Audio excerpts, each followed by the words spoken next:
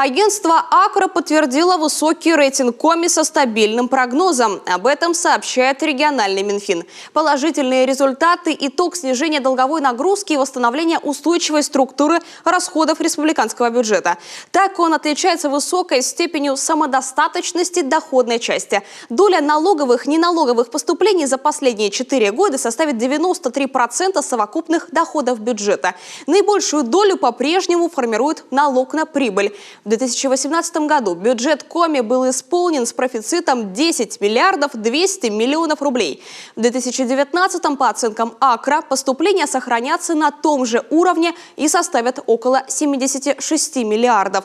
Так, уже в первом полугодии республика достигла полугодового профицита в размере 5,4 миллиардов рублей. И в связи с сезонностью расходования средств бюджет в этом году по оценке региона может быть исполнен также с профицитом. Напомним, профицит регионального бюджета в 2017 и 2018 годах позволил уменьшить долговую нагрузку республики почти на треть с 41,8 миллиардов рублей на конец 2016 года до 28,4 миллиардов рублей на конец 2018.